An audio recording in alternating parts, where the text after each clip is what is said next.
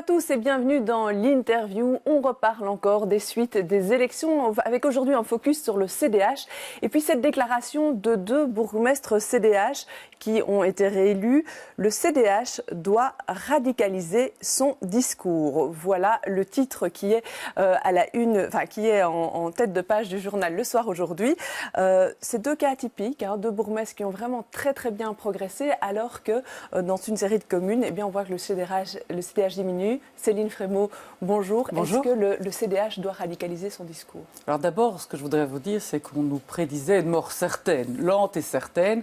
Je constate quand même qu'au lendemain des élections communales, le CDH, c'est la deuxième force en termes de présence mayorale, puisque nous avons un nouveau mayor à Gansoren qui représente aussi une symbolique forte pour la ville, Pierre Compagnie, que nous avons donc 4 bourgmestres sur les 19 communes, que nos bourgmestres progressent aussi dans leurs communes, et puis que nous avons fait un choix, il y a plusieurs mois, qui est celui de mettre une jeune génération aux commandes de toute une série de communes, que ce soit à Forêt, que ce soit à Ixelles, que ce soit à Bruxelles-Ville également, et que ça a pu porter. Ouais, ça, c'est un peu le paradoxe du CDH que vous pointez. Il y a des bourgmestres qui se mettent en place, un bourgmestre en plus, et puis une perte d'une vingtaine de sièges dans une douzaine de communes environ. Donc ça veut dire que, le CDH n'est pas moribond, mais il n'est pas hyper frétillant non plus. Alors je pense que tout n'est pas blanc et tout n'est pas noir non plus dans l'analyse qui doit être faite, et il faut prendre le temps de l'analyse en tant que telle. On a cette nouvelle génération qui a été performante aux élections. Il suffit de regarder leurs évolutions de score, que ce soit à Forêt, que ce soit aussi à Jette. Ouais, les jeunes ont fait des meilleurs scores que des anciens comme Bertha Mampaka, la ville de Bruxelles. Bertha Mampaka se maintient très bien si on veut regarder son score. Il y avait une situation un peu particulière aussi à la ville de Bruxelles. On a fait le choix d'ailleurs d'une tête de liste citoyenne qui a réussi, il faut quand même le rappeler, à avoir 5 sièges, soit 2 de plus que des filles au niveau de la ville. Je pense que le temps de l'analyse doit être là. Il ne doit pas être trop long parce qu'il y a une nécessité de pouvoir se déployer, de faire valoir aussi les actions qu'on a menées sur le plan régional, puisque le scrutin suivant va s'annoncer, et de confirmer cette jeune génération aussi à travers la composition de la liste régionale. Ouais, et sur le discours, est-ce qu'il faut se recentrer? On voyait dans cette interview des bourgmestres doyens et Sorex, il disait « On a un discours qui n'est pas assez urbain, qui ne répond pas assez aux préoccupations des citadins. Si on demande aux gens dans la rue, le CDH, c'est quoi? Il n'y en a pas un sur 10 qui pourra répondre. » Alors, je ne partage pas tout à fait l'analyse qui est faite à 100%. Cependant, effectivement, on a toute une série de priorités qui sont à l'agenda du CDH, ne fût-ce que par ma présence comme ministre de l'Environnement à Bruxelles. Je veux dire, mettre en place une zone de basse émission permanente sur les 19 communes, interdire le glyphosate et dans un combat notamment avec l'Union européenne sur ce thème-là, les sacs plastiques. Je peux vous donner toute une série d'exemples qui montrent qu'on était extrêmement radicaux. Si je prends l'exemple aussi de la thématique des allocations familiales, nous avions dit pas en dessous de 150 €. Ce sont des montants que nous avons pu obtenir à partir de 2020 pour les familles à Bruxelles. Par contre, c'est clair qu'on est aujourd'hui un parti du centre qui doit avoir un discours beaucoup plus audible. Donc il faut faire valoir ce qu'on a pu avancer à Bruxelles comme proposition, faire adopter aussi par les gouvernements, montrer là où on est fort, et puis probablement avoir encore plus cette jeune génération qui peut porter ces messages, qui sont en fait des messages qui correspondent aussi à leurs attentes. Alors quelque chose qui était frappant pendant cette campagne, quand on regardait un peu le nom des listes, c'est qu'il y avait pas mal de listes qui n'utilisaient pas le nom CDH dans leur nom, alors qu'ils utilisaient le numéro 1, qui est le numéro du CDH. Moi j'ai pointé 7 listes, et sans compter les listes du bourgmestre. Il y avait liste citoyenne, humaniste et verrois, Pro-Gansoren, Objectif XL, etc. Ça rend assez perplexe ce choix-là. Est-ce que ça ne vous a pas déforcé? Alors écoutez, ce que je peux vous dire, c'est qu'en septembre 2017, le président Benoît Lugène appelait à ce que nous fassions des listes qui soient le plus ouvertes aux différents citoyens, à la société civile. Ça a été suivi de façon large. Maintenant, effectivement, il y a une analyse à faire sur les résultats qui sont portés par les listes CDH et celles qui ne sont pas listes CDH. On a des listes du bourgmestre qui sont très fortes également. Mais je pense qu'il est important aussi de se dire qui est le CDH aujourd'hui à Bruxelles, qui le représente aussi aujourd'hui et demain, c'est essentiel. Quels sont les messages que l'on porte, quel est le travail que l'on fait au niveau du gouvernement, c'est ce qui va se dérouler dans les semaines à venir. Oui, alors le président Lugène, vous en parlez, disait « L'erreur de certains, c'est d'avoir mis le sigle de côté alors qu'ils n'avaient pas la notoriété personnelle suffisante pour s'en passer. » Vous me dites, on a mis pas mal de jeunes en tête de liste, et c'est peut-être là qu'il y a eu le problème. Il fallait non, garder parce qu'il y a quelque chose de partagé. Si vous prenez Laurent Haken au niveau de de Forêt. Il utilise le sigle CDH et il rentre dans une majorité de par le travail qu'il a réalisé maintenant comme conseiller communal de l'opposition durant 6 ans. Donc je pense qu'il y a un travail à valoriser. Parfois, on est extrêmement modeste aussi. Il y a aussi des thématiques à serrer. C'est clair que la question familiale de l'éducation reste centrale, mais sur des thématiques comme la mobilité, il faut probablement être beaucoup plus proactif pour faire passer nos positions et pas tergiverser. C'était la position d'Hervé Doyen qui pointait aussi un manque de leadership au sein du CDH bruxellois.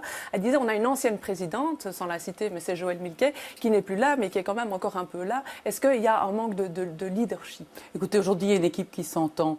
Je vois toute une série de partis qui sont plus à couteau tiré. On a la chance d'être serein par rapport aux résultats des élections. Je ne commenterai pas les autres, ce n'est pas mon objectif. On est serein par rapport aux résultats, on l'analyse, on travaille aussi avec cette jeune génération. Je pense qu'on attend de nous aussi que ces jeunes qui ont pu se déployer aux élections communales soient présents sur les listes régionales et législatives, qu'on leur donne les moyens.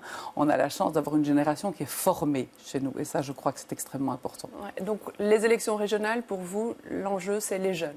Ce n'est pas que les jeunes, c'est avoir effectivement une liste qui soit équilibrée, qui réponde aussi aux attentes des citoyens de par les thématiques qui sont mises en avant et les personnes qui pourront l'incarner. Alors les thèmes urbains, bien évidemment, qui doivent être là et ils sont présents à travers mon action ministérielle et celle des parlementaires CDH. Il y a peut-être un accent plus particulier qui doit être mis sur un certain nombre de thématiques qui sont essentielles et qui sont portées par cette jeune génération extrêmement attentive au devenir de Bruxelles. Bon, on va voir ça dans les prochains mois. Alors à Uccle, vous restez dans la majorité avec un échevinat malgré la perte d'un siège.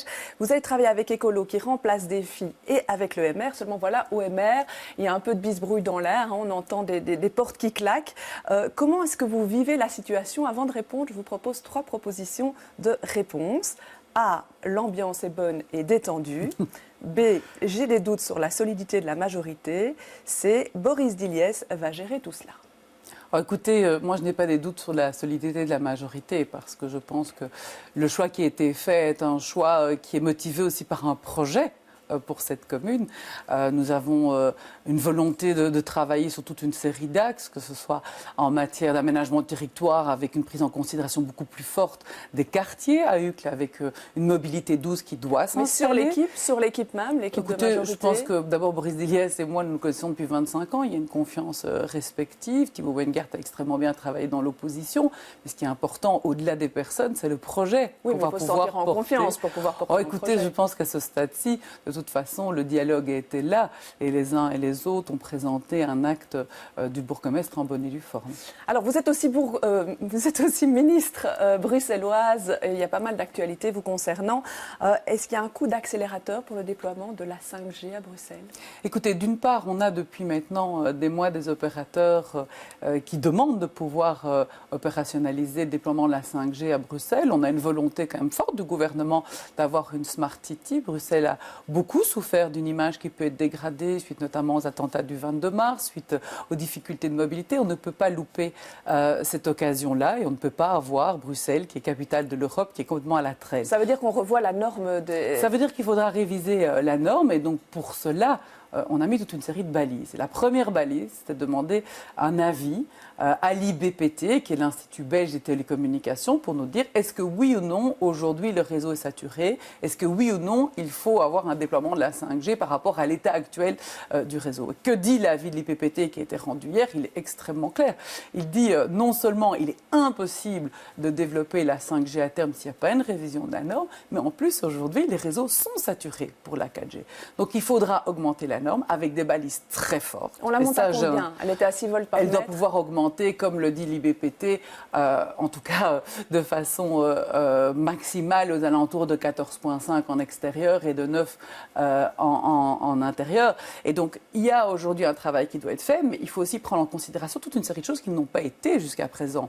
Les antennes broadcast, c'est-à-dire les radios et télévisions, n'étaient pas comptabilisées dans cette norme. Il faut pouvoir travailler aussi en toute transparence avec un comité d'avis indépendant d'experts qui prend en considération, et c'est essentiel, toute la question de l'électrosensibilité. Il faut bien meilleure communication, transparence, mais c'est indéniable de prendre les choses en main. et de ne pas subir non plus une situation. Il faut savoir ce qu'on veut pour Bruxelles. Est-ce que demain, on veut une mobilité intelligente? Est-ce qu'on veut pouvoir avoir une santé qui est améliorée aussi dans le cadre d'opérations avec une 5G performante? Mais simplement, je considère qu'il est essentiel d'avoir un principe de précaution qui soit mis en place. Il l'est tellement d'ailleurs qu'une fois que le cadre sera adopté, il ne pourra être déclenché qu'après un deuxième avis de l'IBPT et quand la norme, quand la technologie sera complètement installée. Alors, principe de précaution, il en est question aussi, mais sur un autre sujet, c'est celui du glyphosate. On sait que la région bruxelloise a interdit depuis plusieurs années l'utilisation de ce produit. Et puis voilà, la Commission n'est pas contente parce que le principe de précaution, ce n'est pas un argument suffisamment solide, dit-elle. Alors, qu'est-ce qui va se passer? Rien ne m'étonne dans le chef de la Commission. Ce qu'il faut savoir, c'est qu'il y a un premier projet d'arrêté qui avait été pris à Bruxelles, qui a été attaqué par les entreprises bien connues en la matière. Donc on a par précaution, c'est le cas de le dire doublement, voulu reprendre un projet d'arrêté qui notifie effectivement à la Commission notre intention d'interdire le glyphosate. Il ne nous bloque pas aujourd'hui dans le travail qu'il nous fait. Il formule toute une série d'observations. Observations qui sont aujourd'hui analysées par Bruxelles Environnement, par les avocats. Je vais justifier encore plus, s'il est nécessaire, cette interdiction du glyphosate. On continuera à avancer. On connaît aujourd'hui la position de l'Union européenne, la frilosité qui est la sienne sur l'interdiction du glyphosate. Pour moi, c'est fondamental de pouvoir y travailler en termes de santé publique. Ouais, et vous pourriez avoir une législation qui est suffisamment solide pour résister à des attaques d'entreprises par rapport à cette interdiction? Écoutez, on y travaillera avec les meilleurs arguments juridiques. Il ne faut quand même pas oublier non plus que depuis quelques mois, toute une série de faits liés à la question de Monsanto ont été établis. Il y a quand même une justice américaine qui a tranché. Il y a des études qui ont été produites de façon très stricte. Bon, et donc ça continuera à avoir un argumentaire. Oui, et tout le monde sait très bien que je suis contre cette prolongation, puisque par ailleurs, il y a un recours que la région bruxelloise a introduit contre la Commission à ce sujet-là.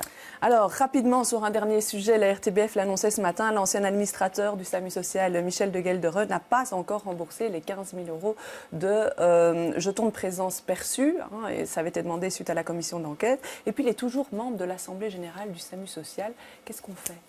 Alors, à titre personnel, je suis au bout de ce que je peux faire dans la mesure où, jusqu'à présent, le SAMU social est encore une association de droit privé. Dans quelques semaines, les choses changeront puisque le gouvernement va nommer le conseil d'administration et l'Assemblée générale. Alors ça, c'est une question d'éthique personnelle. Je pense qu'il eût été souhaitable qu'il s'efface complètement du SAMU. Maintenant, il faut répéter aussi que le conseil d'administration est en place avec toute une série de personnes indépendantes depuis les lendemains de l'affaire du scandale du SAMU social, que la gestion est là, qu'on est aux portes de l'hiver, que l'association peut continuer à remplir ses missions quant au remboursement de ces jetons de présence. On peut le contraindre? Alors, il y a tout un travail qui est fait actuellement. En tout cas, on lui a signifié qu'on souhaitait le faire et depuis maintenant plusieurs mois. Très bien. Je vous remercie d'être venu sur ce plateau. Je vous remercie aussi. Je vous remercie de nous avoir suivis. Demain, l'invité sera Olivier Minguin, interviewé par Jean-Jacques Deleu. Bonne fin de journée à tous.